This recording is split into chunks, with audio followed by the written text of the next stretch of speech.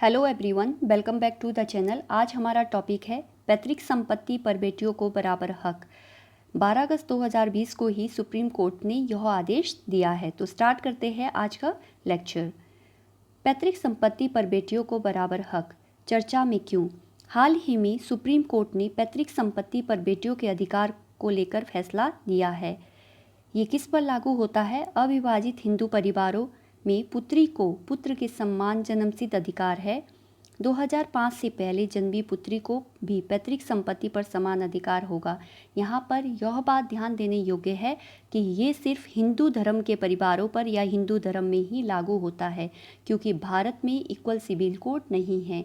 भारत में सभी धर्मों के लिए एक समान कानून नहीं है, तो ये कानून सिर्फ हिंदू धर्म पर ही लागू होता है।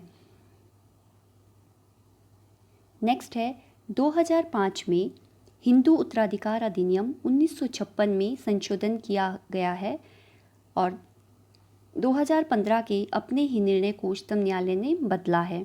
2015 में प्रकाश बनाम फूलवंती मामले में 2 जजों की बेंच ने कहा था कि अगर 9 सितंबर 2005 से पहले पिता की मृत्यु हो चुकी है तो उसकी पुत्री को संपत्ति पर समान अधिकार नहीं होगा, यानी पुत्री को सहदायिकी का अधिकार नहीं होगा। लेकिन 2018 में दम्मा बनाम अमर मामले में सुप्रीम कोर्ट ने कहा 2 पुत्रियों को पिता की संपत्ति पर समान अधिकार होगा, भले ही उनके पिता की मृत्यु पहले हो चुकी हो या उसी टाइम हुई हो। नेक्स्ट है, यानी कोर्ट का मानना था कि अगर पिता की मृत्यु 9 सितंबर 2005 से पहले हुई हो तब भी पुत्री को सहदायिकी संपत्ति पर अधिकार होगा। दोनों फैसलों में अलग अलग व्याख्या होने पर सुप्रीम कोर्ट के सामने संशोधित हिंदू उत्तराधिकार अधिनियम 1956 की धारा 6 की सही व्याख्या करने की चुनौती थी। कोर्ट को यह साफ करना था कि क्या यह हिंदू पूर्ववर्ती प्रभाव से लागू होगा, क्या यह कानून पूर्ववर्ती प्रभाव से लागू होगा, यानी जिस पुत्री का जन्म 9 सितंबर 2005 से पहले हुआ हो, क्या उसे संपत्ति पर अधिकार होगा। कोर्ट ने जो हालिया इस पर निर्णय दिया है वो कुछ इस तरह का है। कोर्ट का कहना है कि अविभाजित हिंदू परिवार में पुत्रियों को भी पैतृक संपत्ति पर समान अधिकार है, क्योंकि पुत्री को जन्म से ही अधिकार है, इसलिए इस बात का कोई प्रभाव नहीं होगा कि 9 सितंबर 2005 को उसके पिता जीवित थे या नहीं।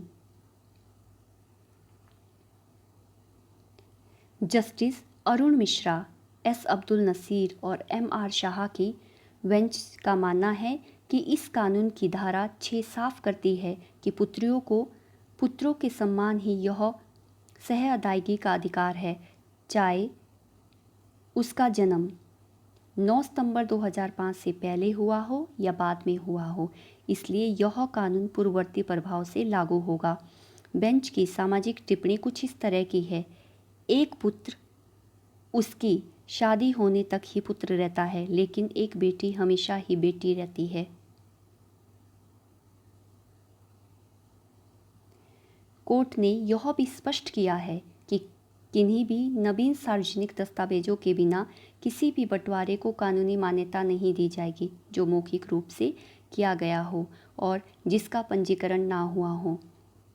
हालांकि कुछ मामलों में मौखिक बंटवारे की याचिका को भी स्वीकार किया जा सकता है अगर सार्वजनिक दस्तावेजों का समर्थन मिला हो।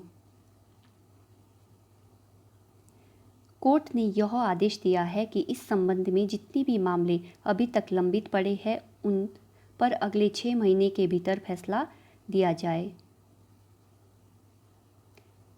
कानूनी स्थिति क्या है, इस पर 2005 में संसद में हिंदू उत्तराधिकार अधिनियम 1956 में कई संशोधन किए गए। 9 सितंबर 2005 के दिन लागू हुए संशोधन, यानी इस तारीख से हिंदू उत्तराधिकार अधिनियम 1956 नए सिरे से लागू हुआ। धारा 6 को नए रूप से लिखा गया और कई सारे प्रावधान जोड़े गए। सहजायगी की पैतृक संपत्ति के हस्तांतरण का प्रावधान करती है। धारा 6 का खंड 1 हिंदू उत्तराधिकार संशोधन अधिनियम 2005 के लागू होने की तारीख 9 सितंबर 2005 से ऐसा अविभाजित हिंदू परिवार जो मिताक्षरा विधि से चलता है उसमें किसी सहदायगी की पुत्री के संबंध में निधन प्रावधान होगी।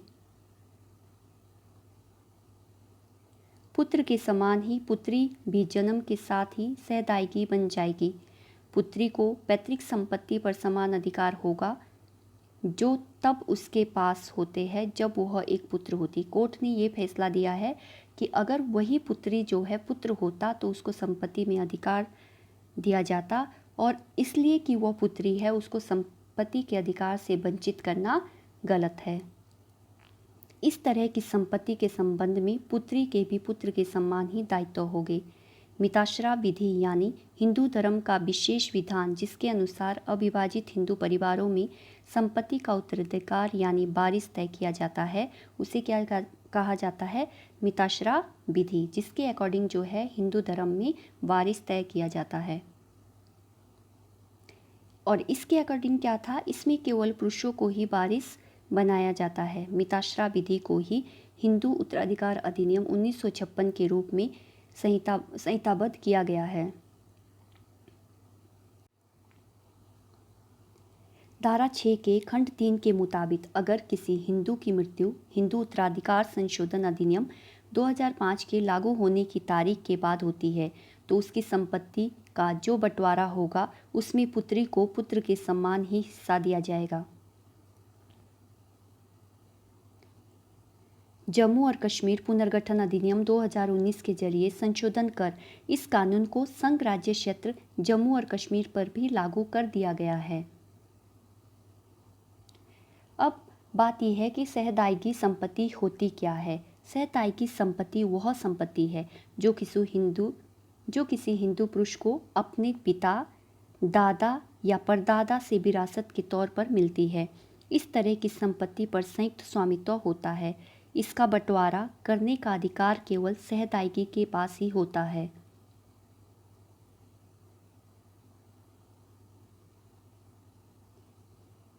– 2005 के संशोधन से पहले इसमें केवल पुत्र, पोते और परपोते को ही शामिल किया जाता था। संशोधन के बाद पुत्रियों को भी पुत्रों के समान ही इसमें शामिल किया गया है। माय डियर फ्रेंड, ये था हमारा आज का टॉपिक। आई होप आपको ये टॉपिक पसंद आया हो, और अगर आपको ये टॉपिक पसंद आया हो तो please like, share and subscribe करना ना भूलें। Thanks for watching my videos.